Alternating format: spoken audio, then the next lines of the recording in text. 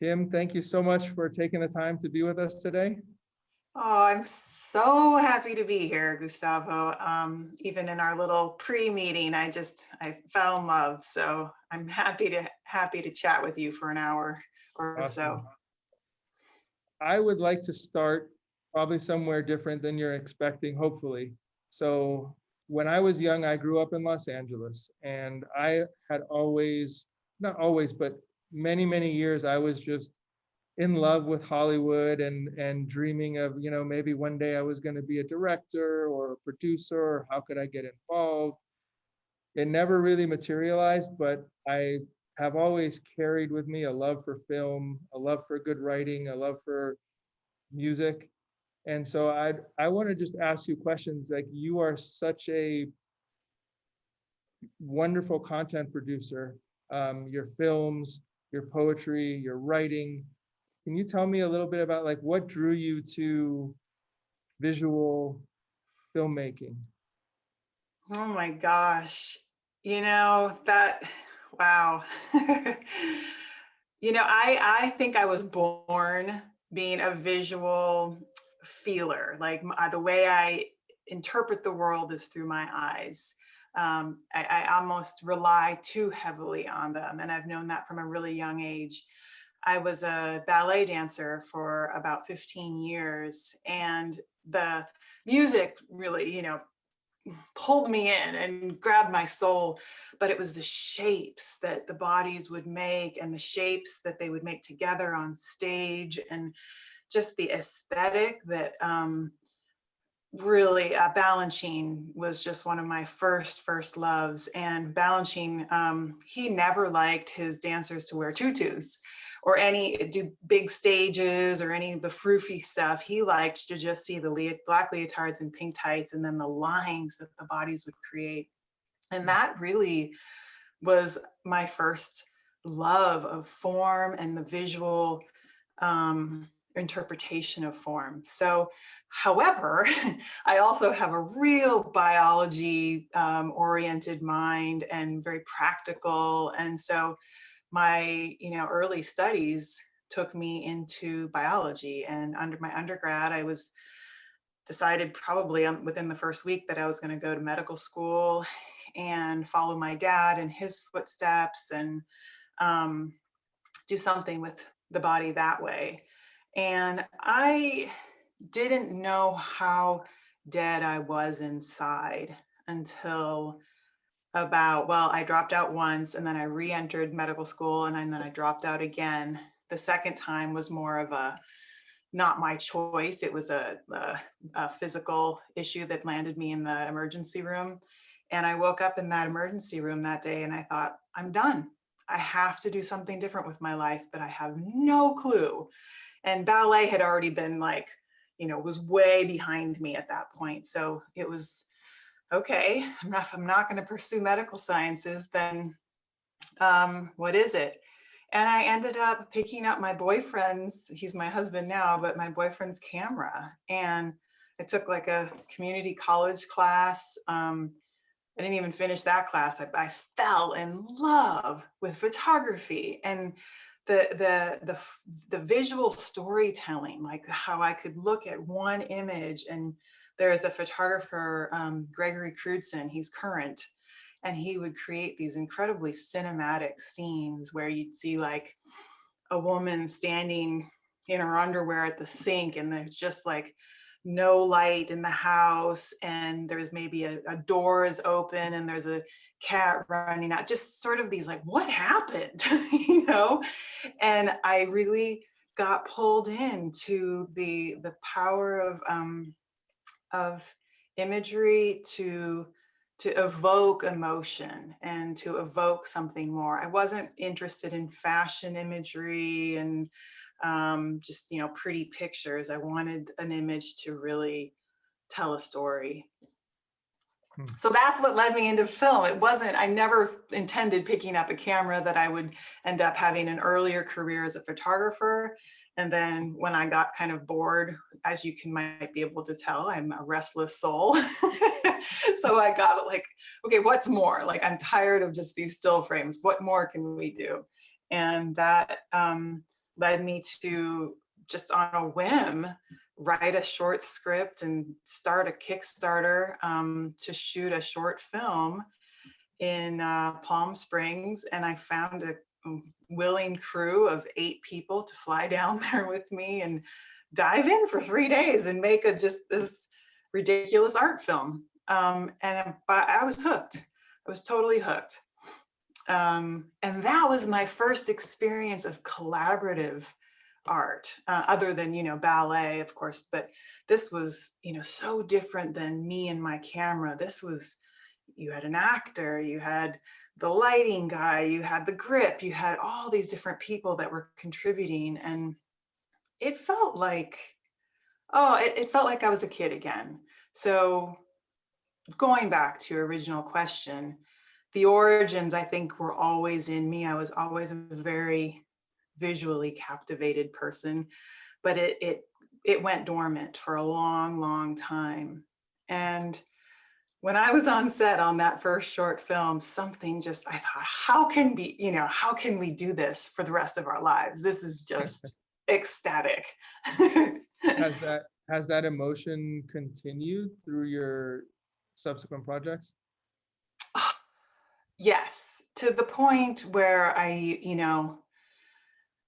have needed to learn to breathe more deeply. I have needed to learn how to work on anxiety, the anxiety, the excitement end of the spectrum of anxiety, where I can just spin myself into so much passion and excitement that I lose sleep and then I burn myself. I think that fiery energy just is thrilled. And now, even with the work after the pandemic or through the pandemic, a lot of the filmmaking has been done not interacting with people and having them submit their own self-recorded videos. I get equally as excited. I've told many of them that when usually they submit through Dropbox, and as soon as I get my little Dropbox notification, it's like, if it's 8 o'clock at night, it's like my husband has to strap me down to not run into the room and watch it right then. I don't know. Maybe it's just like I found my drug. It sounds like it. But then, so I'm curious does it ever, 2 questions, right? Does it ever feel like work, in the sense that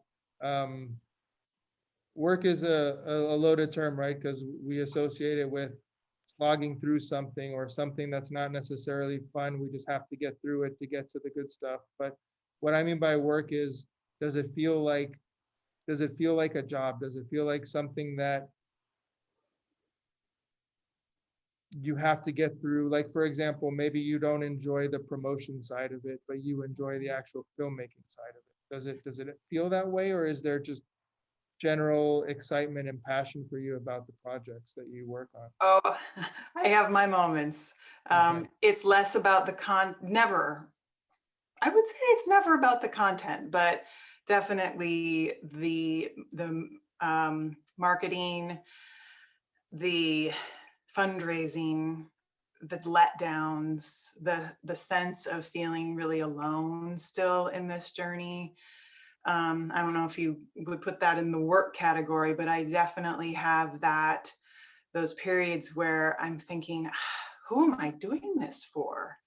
I all that passion, all that excitement, all those hours, I still have not paid myself a penny, and it's been 20 months, and I never believe any of my contractors should work for free. So I've been paying them, and in my mind, I justify it and say, well, I'm getting so much out of this, and I truly, truly am.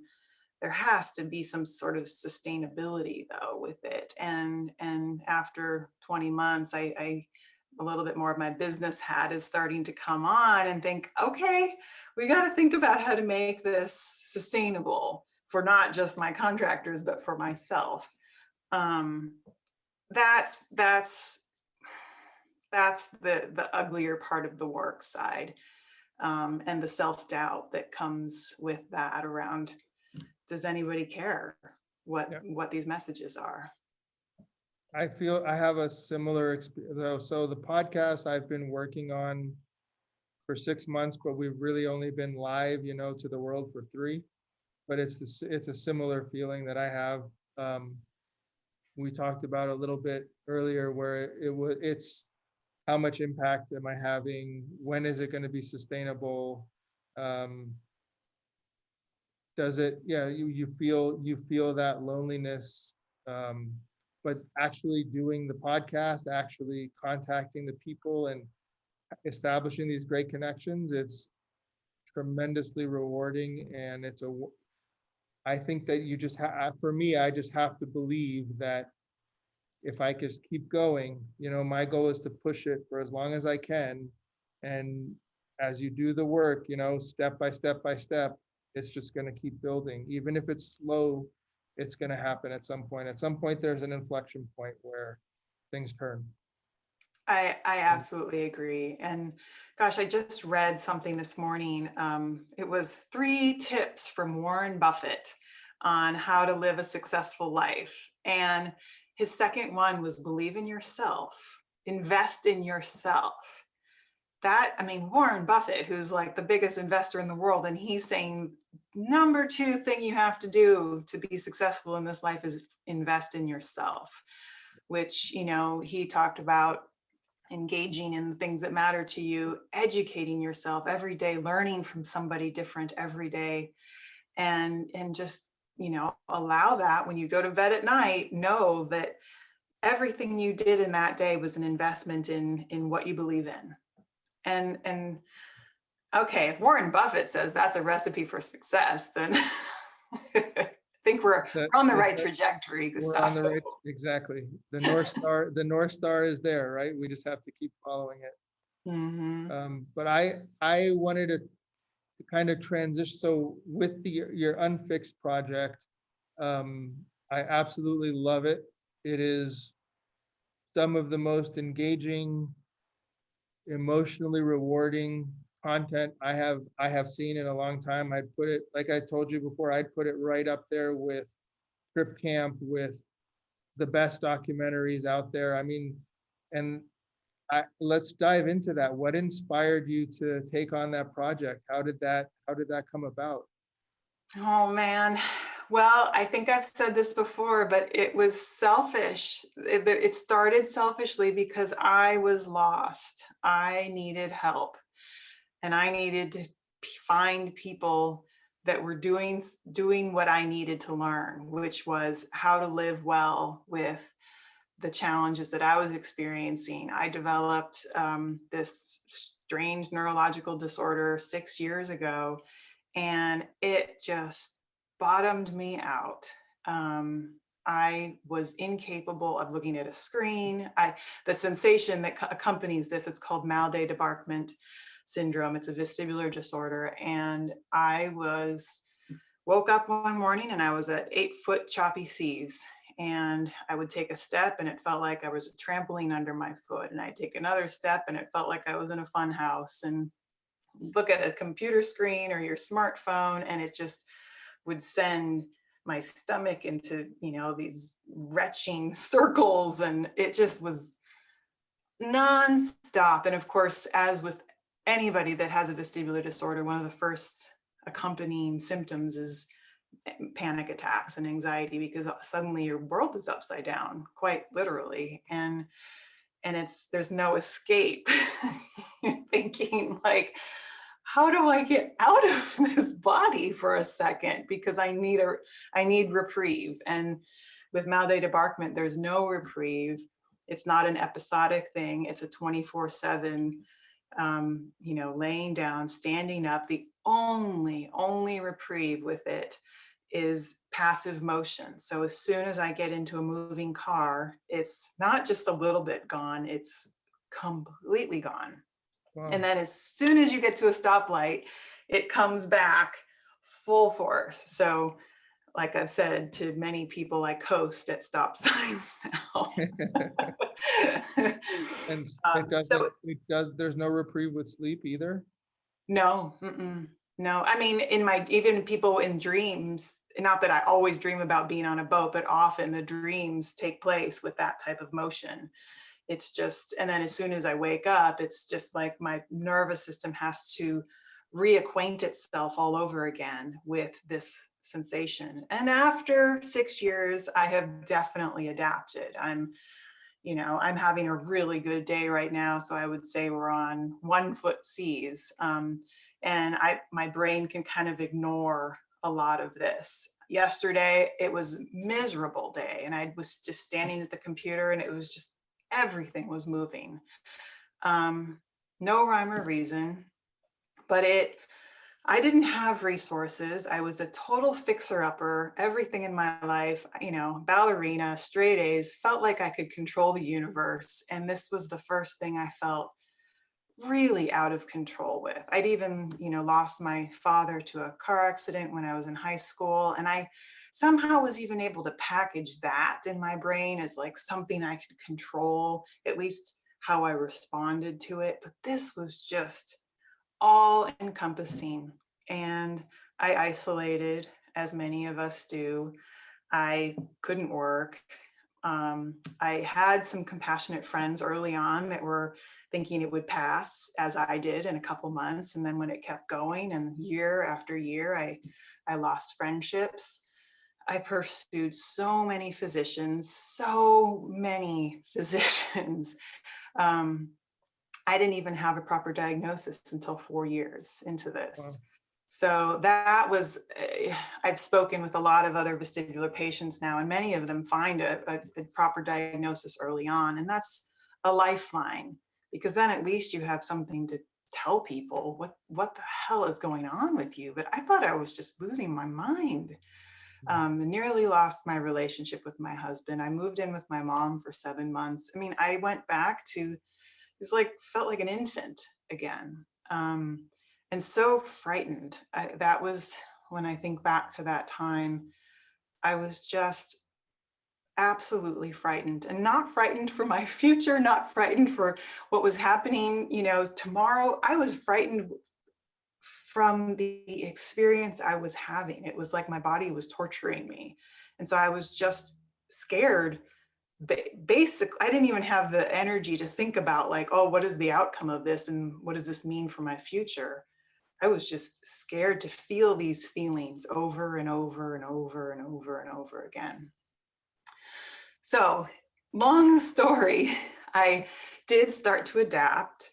I also started to lean more into this experience and realize there's no escape, so I better find a way to just allow this to be part of my experience and play all kinds of tricks on my brain, like, oh, the universe is dancing with me or whatever, all the things that I could try to get my nervous system to calm down with it.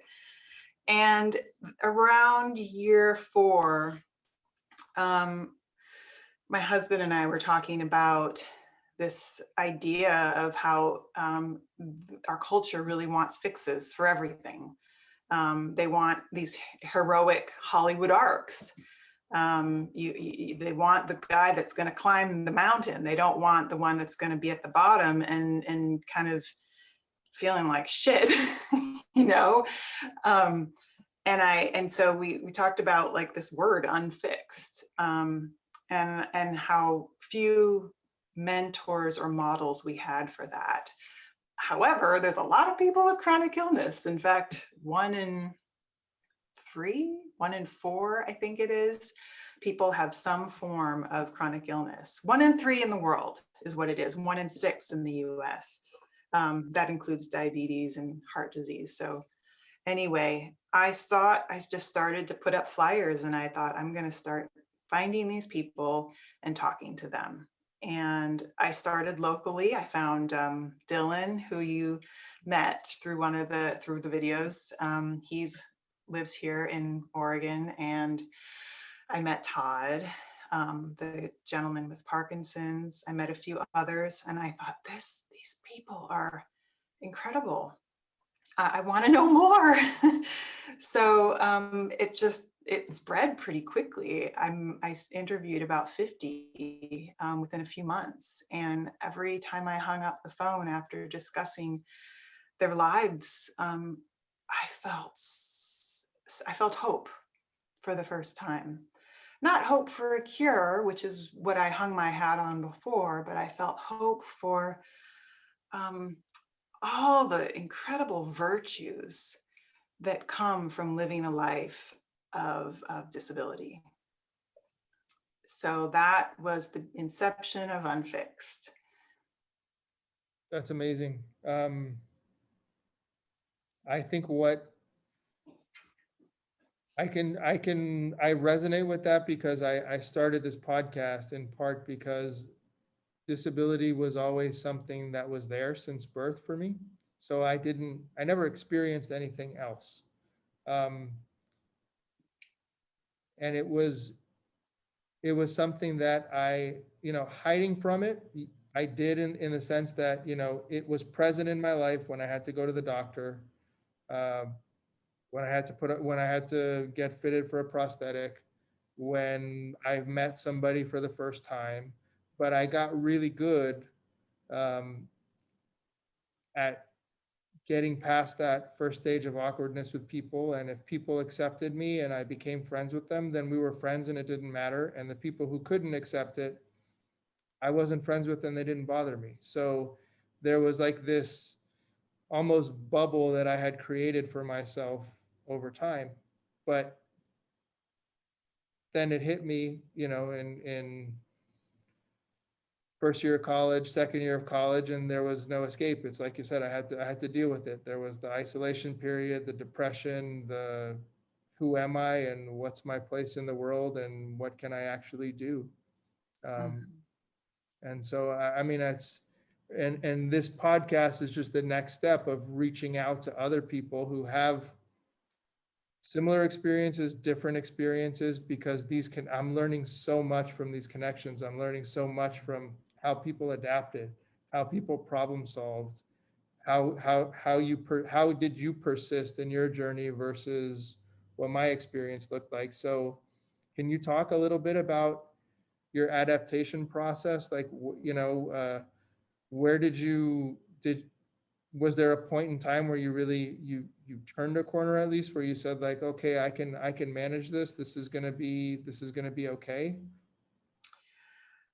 I don't think it was a moment, like a singular moment, but I know that I had a family member plant a seed for me around year 3 that said, what if you have to live with this forever? And that I didn't, was really mad at her at first.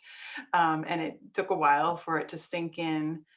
Um, I started, there was this television show. I never watched it, but somebody had sent me a link and it was called Chasing a Cure. I don't even know if it's still on, but was somewhere um, on TV, and they would basically take people that had rare diseases and then they'd pair them with a bunch of physicians and they'd go on this journey with them and find the cure. And I actually pursued it. And I remember getting all the way through to like the 3rd interview.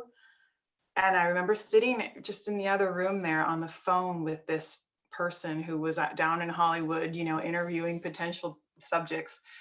And I hung up and I just bawled.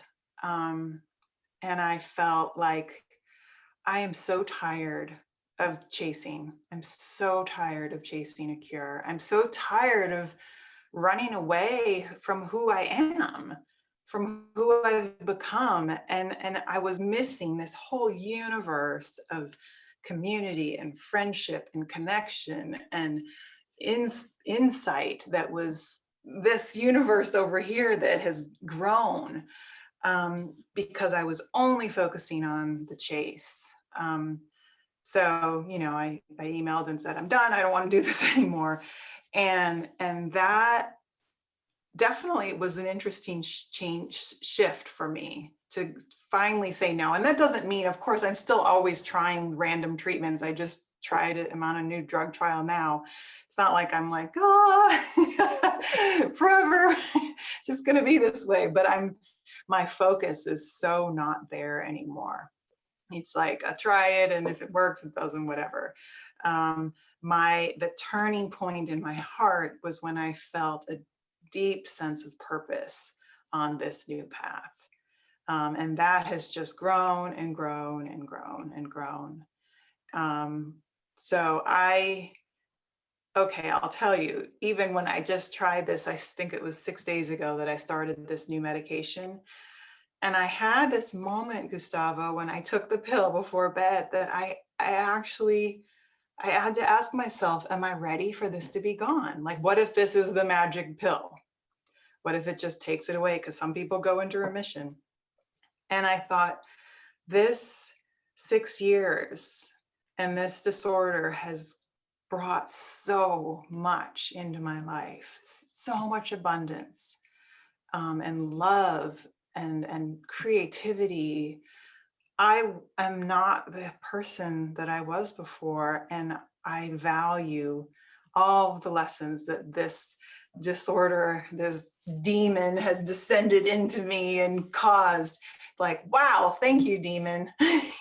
This is awesome. So I had to sit there for a moment and think, am I, do I want it to go away? Which is insane, absurd, because it just lays me out sometimes.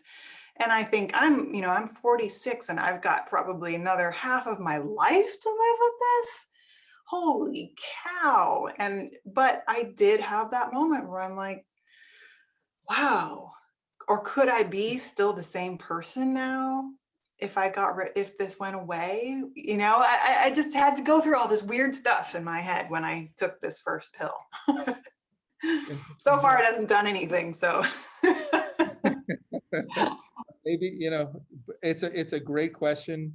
It's a weighty question. And that's a great transition into the what if video that you posted, right, on Unfixed, which was, I mean, I haven't seen anybody else talk about that. I think it's such an important question. I would love to dive into that with you. Like, yeah, what if tomorrow disability goes away? And essentially the prompt that you gave them was, what if tomorrow the disability goes away, but I forget everything that I learned during this process? Would you take that? And I mean, the answers were, they varied in some really interesting ways, but like, how would you answer that prompt? And I'm happy to answer it too, but I'm want to curious. hear I want to hear your reply. I would say no. I would absolutely say no. I wouldn't trade all of the lessons I've learned to make this go away forever. I am willing to suffer with this for the rest of my life, given what it's given me. What it's given me is greater, even though the suffering is great. And like I said prior to you asking the question, it really, the growing of my heart. There's a great quote by Andrew Solomon. He wrote a book called Far from the Tree, and he extensively researched children that were born into families, and these children had unusual disabilities, unusual circumstances. Some of them had disabilities, some of them were homicidal, some, like they fell far from the tree. But it was, a lot of things that can go wrong in the human body. And he and his partner decided to adopt during that period while he was researching this book. And some of his friends were like, Andrew, why would you adopt? You're learning about all the horrible things that can happen to a human life.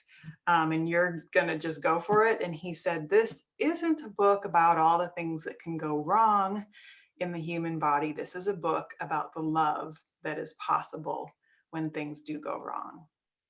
And I will never, ever, ever forget that quote. He has he probably says it even better, but it's in a TED Talk. So if you want to Google that, Andrew Solomon TED Talk, he talks about it in there. But I thought, oh, that's it. The capacity of the heart grows with these experiences. And no, I would not trade that for anything. So what about you? That's a great answer. So the question, the way you posed it, my answer would be no.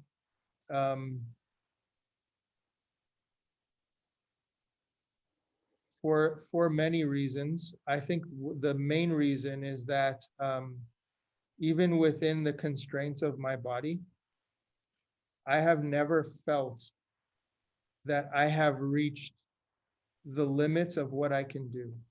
And so what is there to possibly be ungrateful for? Like, what else could I possibly want if I haven't even pushed myself to all of my limits? Wow. Wow, what a great way of looking at it. Yeah, you're limitless. And until you feel like you've reached that limit, and within this avenue of your disability, that I almost feel like, as you probably have experienced talking to other podcast guests, but there's an ingenuity and problem solving that, I mean, you hand a kid a whole box of crayons, they're just going to make a mess. Give them a couple crayons. And maybe on, like, what you're saying is that, disability takes away some of those crayons, but boy, we have to get a lot more creative then. Absolutely. Yeah. Now, but I think there's also, it's interesting, right? Because this concept of unfixed is incredible. It's so true.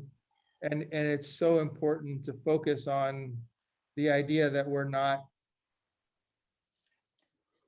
that it doesn't even matter if we're fixable or not fixable. Like, we are here. This is what we're working with. Just give us the opportunity to express, to participate, to show, to be a part of life. Because like you said, there's so much that we can do that I think people don't, society is not structured to really turn that lever yet. And hopefully we'll get there soon. But there's three kind of buckets, right, that I've seen lately, where it's like the bucket number one of how to make things better for people with disabilities is better laws, better advocacy. Then there's a second bucket that kind of says it's economic. We need to create more economic opportunities. We need to give people better employment, et cetera, better healthcare. And then there's a third bucket that feels like a minority, that says, you know what, until we can change the way we perceive disability and think about disability and understand disability, what are we really accomplishing? Because the second somebody can bend a law or get around a law, if they're not on board with us, they're going to do that. If there's, a way to skirt investment or economic opportunity because they're uncomfortable around disability, they will find a way to do that. Like, all three of those buckets are tremendously important. But it feels like where you and I really align is in that third bucket of, we have to change the perception first, or at least concomitantly, but it's like it's the primary root of the change. Yeah, I agree. And it's just an invitation. If anybody that is like, oh, I don't want to listen to Gustavo's podcast because it scares me, or I don't want to watch the unfixed videos because it reminds me of like what I might be someday. It's what our work is an invitation. And if somebody takes those 10 minutes or those 30 minutes to just be present, I can almost guarantee you they'll walk away feeling better. But they have to get through the door first. Yes, they have to, that awkwardness door. Mm-hmm. The awkwardness door and the us and them door. I like the word unfixed because, guess what? We're all unfixed. We're all going to die. This isn't just about disability and chronic illness. This is, I have a family member who has challenges with their teenage son. We have people losing their homes in wildfires right now. There are things that are really hard to fix. And every one of us is going to encounter something like that in our lives. So it's not a huge leap of imagination to go, I can learn from these people. And the cool thing about people with disability is that it's not time bound. I mean, they are dealing with this every minute of every day. So let's listen to them. You know, let's put them up on a soapbox and go, how do you do it? Because they have a lot of answers. Yes, they do. That's so true. And the thing, I think what the two people who I was most captivated by in the videos, I'm sure it's different for everybody. The first one was Dylan. I mean, what a remarkable human being. What were your biggest takeaways as you got to spend time with him? You spent way more time with him, so I'm really interested. But his intellect and he blends like this enormous intellect with this poetic way of expressing himself that is so authentic and so beautiful. I just want to, like, I can just listen to him all day. Oh, okay. I'm sending this to him. I just talked about him with Faye last week, and she asked how, because I actually got to film Dylan in person 3 times with the whole film crew when we thought we were, you know, this was pre-pandemic and we thought we were doing a documentary. And she said, because Dylan is quadriplegic, he can't use his mouth, he can't eat with his mouth, his only communication device is his eyes. So even his voice is automated, it's not his voice. And she said, what was that like? Because when you interview, you want to engage with your subjects. And I thought that was such a great question. I actually just started crying because I was recalling the experiences we had with him. He had all of us in tears. And we were listening to a robot voice answering questions that he had pre-recorded because, you know, it would take too much time for the motion eye tracking device. But he transcends the disability, the inability to move. His big blue eyes communicate everything. And you probably experienced that even in the videos, you know, he can't, there's nothing moving. And actually there was one video where some of the ability, he likes to be able to smile. That was another, he had some movement here. And he's starting to lose some of that movement there. And he was really scared about that loss because it was a yet another way to communicate with a human being so that they don't just look at him and feel pity. He is radiant, and in struggling, we text a lot, you know, almost weekly, and he's not in an awesome living situation. He struggles with his caregivers. He depends on everything from, you know, to get through his day, and it's not optimal. So he's not, you know, Susie Sunshine all the time. But he will also say in the same breath that all he ever wanted was to, I don't want to use the word enlightened, but to reach his fullest potential as a soul on this planet. And for him, he thought that was through Aikido. And then when, you know, that fell through, he thought it was through becoming a physician. And then when the ALS came, he realized, well, this is my vehicle. Then if I'm still going to stick to the same goal of becoming the most radiant human being that I can possibly be, then I have to see ALS as my teacher for that. And the, you know, one moment he's cursing it, and the next moment he's going, wow, okay. I almost want to connect the two of you. You know, we did a podcast with him. It was unusual because he had to pre-record everything, but I think the two of you could have a really exciting conversation together. He's just a dear human being.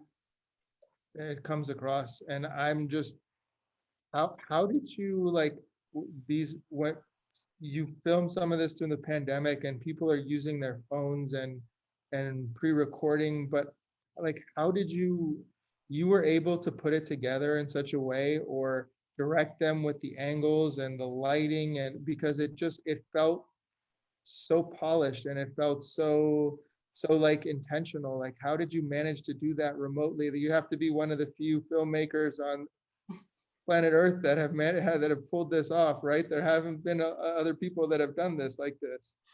Well, I think you're being very generous. I have gotten some dirty laundry in the background of our shots. I, But it's well, authentic. Mia Allen It's is my, authentic. It's sorry, go authentic. ahead. It's authentic though. Oh, Like, yeah, you're right. You're right. right. Mia Allen is my co-producer, and we've developed this wonderful creative relationship over the years. And I brought her on early on, and she created a cool 12-minute video that we sent out to all the subjects. And it was basically just filmmaking 101 with your smartphones. Don't have it down here, and don't have it vertical, and face the window light, and just kind of the basics. And for the most part, they follow it. I think sometimes it's 20 months now, so they've gotten a little lazy, and we get some wind in the shots, and but I actually think people are capable of this more than we. These are really powerful devices, and so we can continue to tell these stories in a really powerful, sort of effective way. And with time, what I've noticed is they've just become that much more comfortable just sharing. And then the other thing is I also send my own responses to them, so they feel like they're not sending it into a black box. Whether or not they watch them, I don't know, but I send them, put them up on YouTube in a private playlist, and they can see me and my response as well. And I think that has helped them feel less like a subject and more like they're part of a family. Yeah. It feels that way. It feels that way. It's such an interesting project. I'm curious to ask you, if we were to kind of shift the what if question kind of 20 millimeters in another direction, right? And say, what if tomorrow your disability could go away and you would retain your lessons and your memory and your consciousness of who you were, but the disability would no longer be there? How would you approach that question? Well, that's a little bit like I was thinking when I took this new drug. There would be grieving. Strangely enough, there would be. It's as Elizabeth, who you probably met through the videos too. She has multiple sclerosis. She's in her 60s, really passionate, exceptional human being. And she talks about her MS as her friend. And, especially with these disabilities and chronic illness, we do experience isolation and we do experience loneliness. So our conditions become our friends in a way. They are our enemies too, but they're always with us. I mean, who's more loyal than that? They're always there. So waking up and having it gone, there would be grief. I don't know if I would say no to that, but I would make sure that I would spend every goddamn rest of my days on this planet to make sure that every other human being feels heard, feels valued, feels uplifted by their own disabilities and their own conditions. Because, the grace of being able to be cured and then retain all of those lessons, like, come on, you got to do something with that then, right? That would be a tremendous responsibility. You're right. Yeah. What about you? Um, so if you asked me the question today, the answer would be, I don't think I would do it. Again, because I haven't reached my own limits yet. But I can see my answer changing in 10 years, or if I'm lucky enough, 20 years, 30 years, whatever that looks like, I can see that answer changing. And there's some selfishness there, but I think it's also just a curiosity, right? Like I've never felt from college on through meditation and some different experiences, I've never really felt like super attached to my body per se. I've always been attached to my mind and my consciousness. And so I would like to, if I can, like we don't have this ability yet as human beings, but if I can experience another body, I would be interested to learn what are those experiences like? What lessons could I learn from? And it doesn't have, we don't even have to think of it as like, able-bodied, what if I could take, I don't know, the form of a big cat, or, another gender, or an able-bodied person. Like there's so much curiosity there in me just to experience different forms that I would, if I could experience those things, I think I would do that. And I don't want to stop, right? I don't want to die until at least my curiosity is satiated. So it's very selfish, but that's how I look at it. Unfortunately, we don't have that capacity yet technologically. So I think the important part is just moving through the stages with as much grace as we can, and keeping those adaptation muscles as strong as we can be, and just keep exercising them and keep working with it, and knowing that there's new lessons and new things to learn and experience. Absolutely. And I think you hit the nail on the head when you said the word curiosity. That when the curiosity dies, then there's not much left. I feel like as long, and I've heard Dylan use that word, I've heard Elizabeth use that word, when we can become curious about our experience, drop the judgment, drop the future thinking and the past thinking and the self-pity, and just be curious about this extraordinary life experience that is hitting all the marks of, extreme suffering to extreme ecstasy. And like, to say no to that is to say no to what our life force wants to, on some level, experience, I would say. Yeah. So Yeah. there's so much, there's so much potential in what you're doing, and the people who have opened themselves up so much to be vulnerable, to show that vulnerability, to show it's okay. Like, yes, there's pain, yes, there's suffering, yes, there's difficulty, but it's okay. I still like my life. We're fine, right? We're getting through this. And I think the more people that can understand that and Yeah. spark that curiosity and say, like, how does that work? Like, how is that possible? I don't get it. Well, then, like you said, it's an invitation to dive in and see it Yeah. through people's eyes. Yeah. Yeah, because wow, there's so much potential there then, because in a way, we become fearless. I'm not saying we're like superheroes or anything, but I'm not really that scared of physical pain anymore. It's sort of like that experience just pummels you over and over and over again. You're like, well, okay, I survived.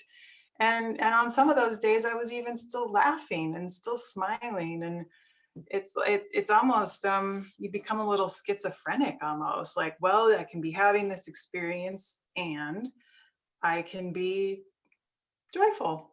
Not always, but sometimes those two can totally coexist, which is a wild thing. From the outside, fix-it, able-bodied world, you'd think, oh, much, misery, constant misery.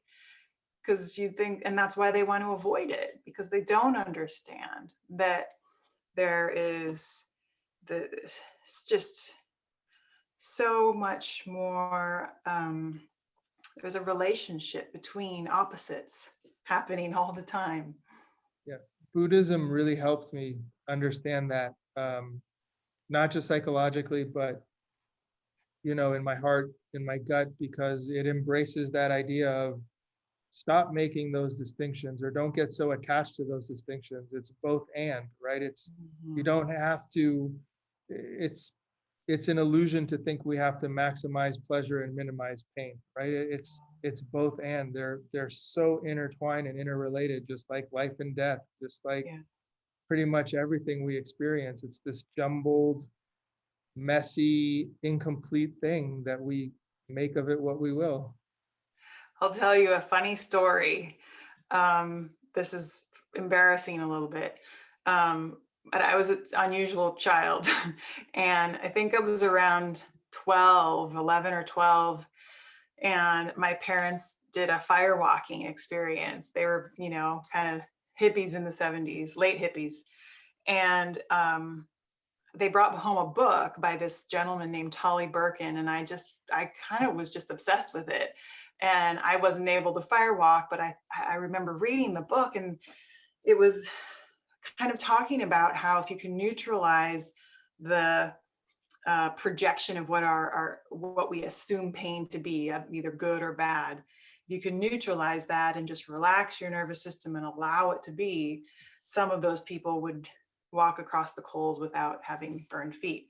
I don't know about all those theories, but regardless, I thought, I'm going to conduct my own experiment. I wanted to see if I could bypass the pain being bad situation. So I walked around the house. Outside, we had all these like wood stumps, and I decided I was going to stub my toe over and over and over again.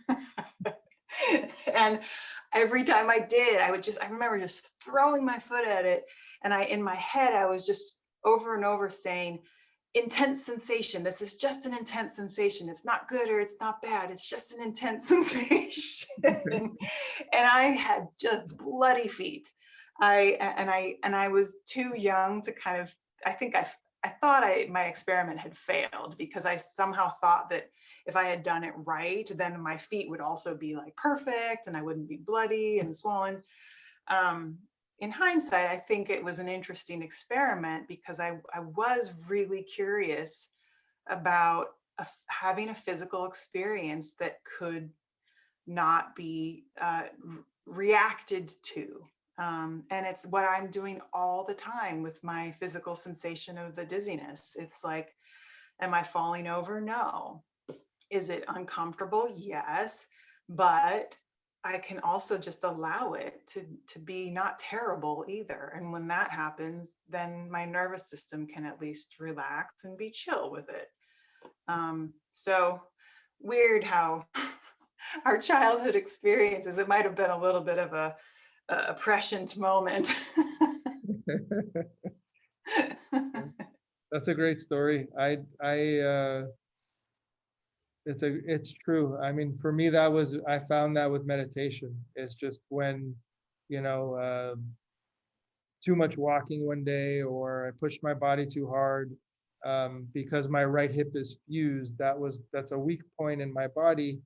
I have to use like a lot of secondary muscles to, most people use those secondary muscles for balance. I use them for both balance and to move, so they wear down quicker.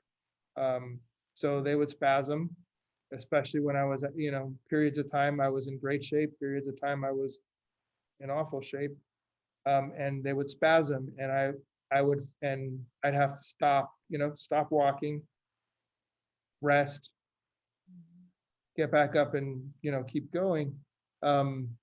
But I found that through meditation, I could calm that down for quite a bit of time. And the more I worked on it, there was a limit, but the sensation of pain didn't stop. Like I could keep going for longer until at some point, you know, our bodies have limits and it just stops and you have to stop. But it didn't bother me. I didn't get angry about it. I didn't get frustrated. I didn't, you know.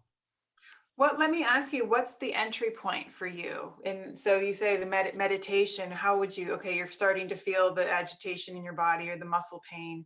What's your very first thing that you would do? It's all in the breathing. In the breathing. Yeah. And just creating All in the breathing. space. Is the breathing creating space around it, or is it, it's not even that, it's just the breathing?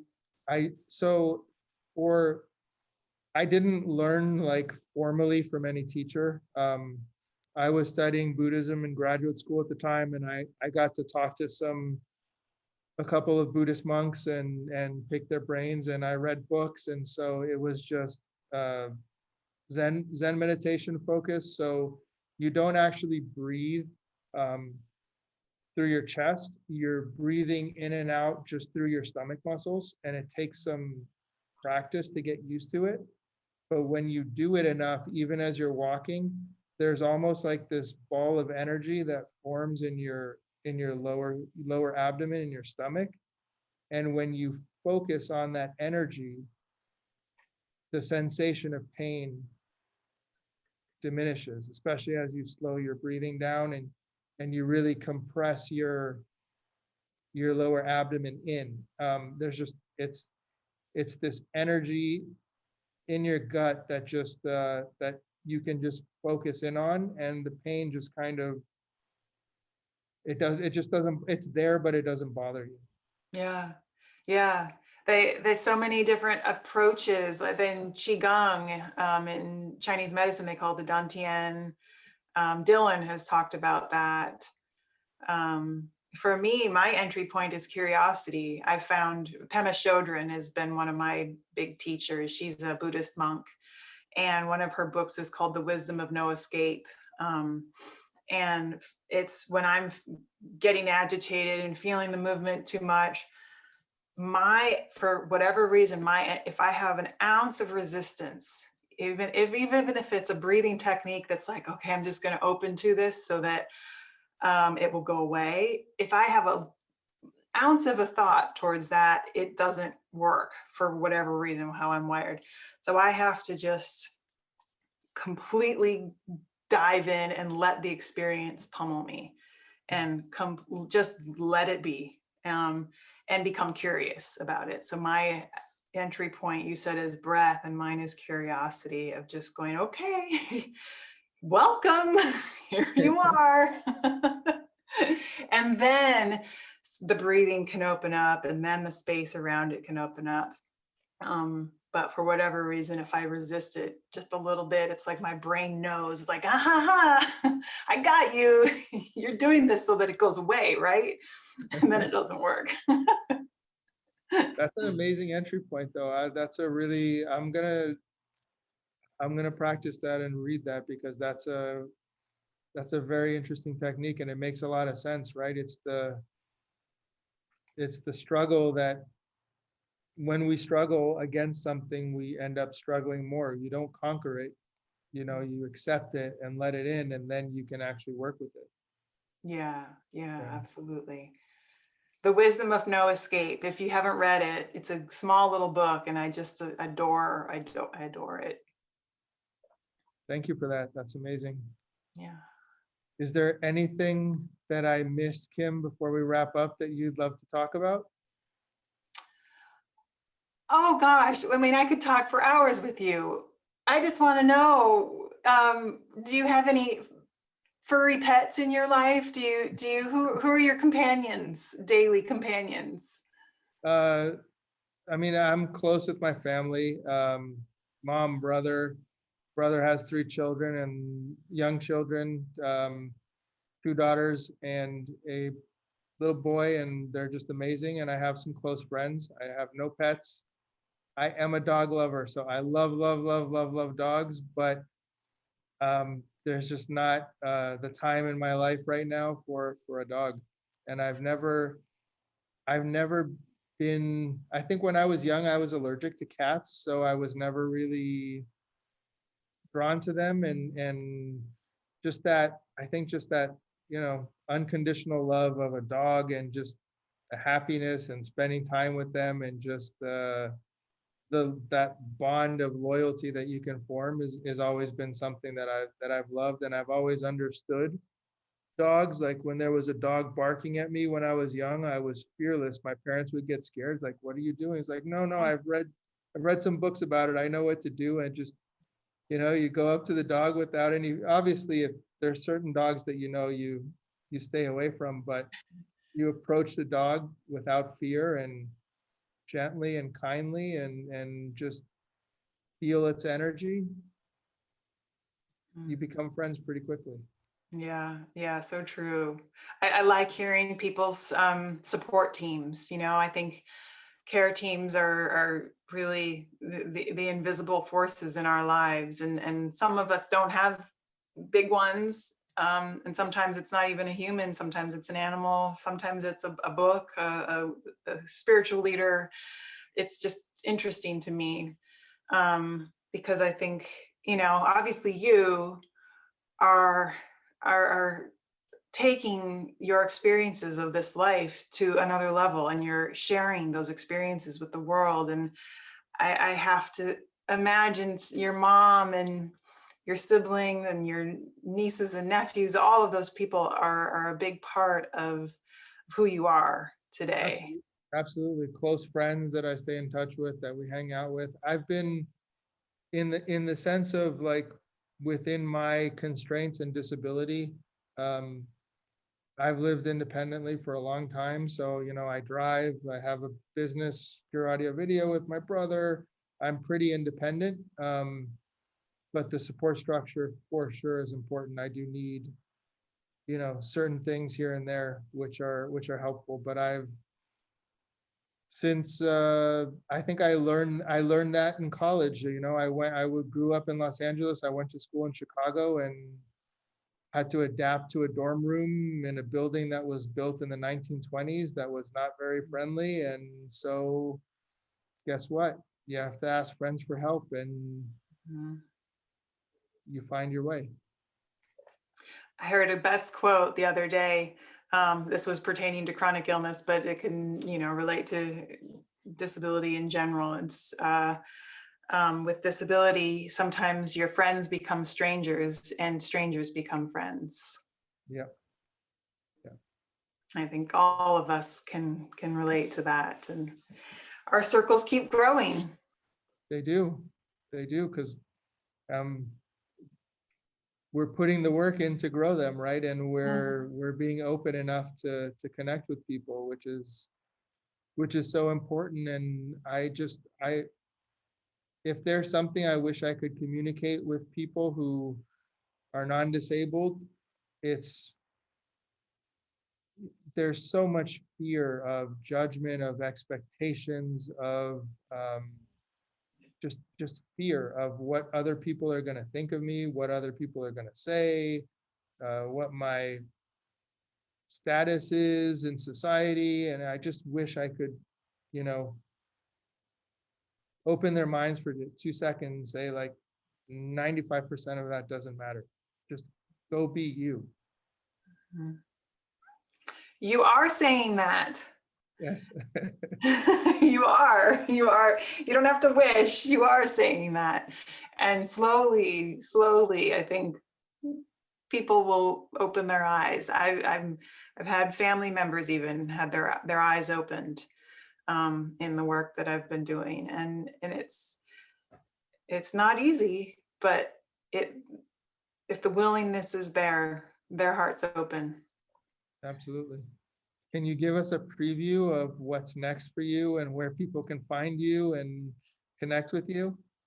Yeah, I'm very excited. We have a new mini series coming out. I've been partnering with a vestibular organization called Veda. And we are on our currently making our 5th episode, 5 of 6, and those are going to be released mid-August, 1 a week. And they'll be on the Disorder channel, which you can access. I don't know if you're familiar with the Disorder channel, but you can access it through Amazon Fire or Roku, and they have incredible feature films, documentary films. They show all the unfixed films on there, all pertaining to chronic conditions, disability, and rare diseases. So they're fantastic. And all of those episodes will be there, and they'll also be eventually on YouTube. And I'm working on a project with Elizabeth, who is one of the unfixed subjects.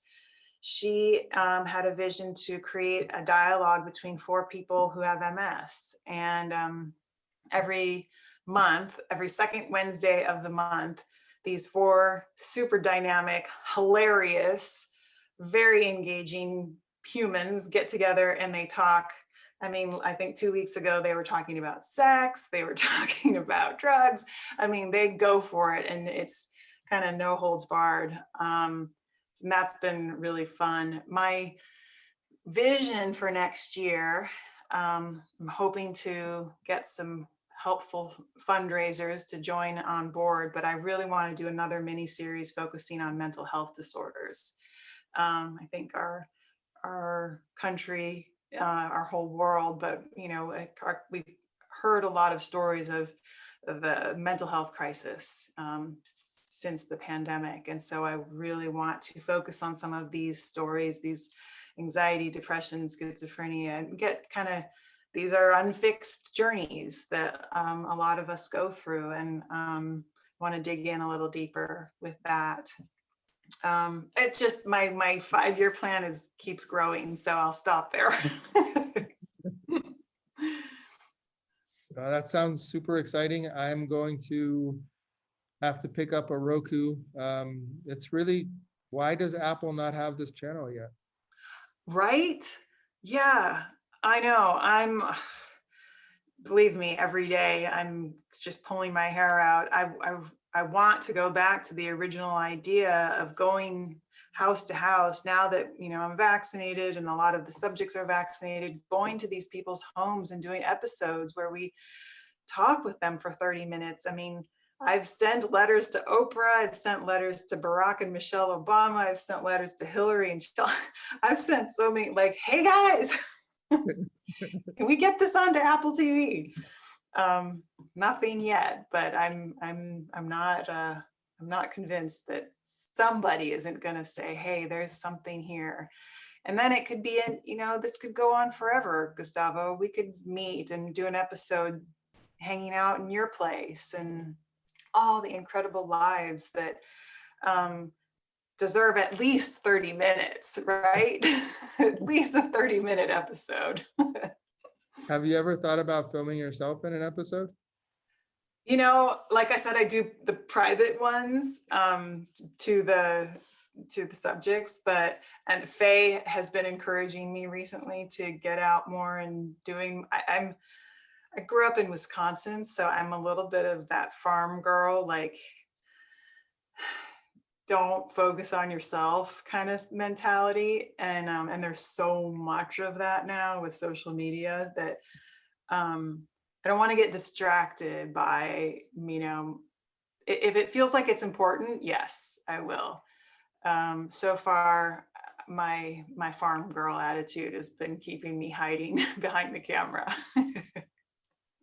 Fair. Well, maybe one day you won't. And I mean, you've got a new fan. Anything that you would like me to collaborate on, I would absolutely love and be completely gung-ho. Don't even have to think twice about. So just I love doing this. I love connecting with people, and you are just a remarkable human being. I'm so happy we met. I'm so happy that I got a chance to experience your work, and I'm just really looking forward to helping and seeing what else, what other beautiful projects you can bring to the world.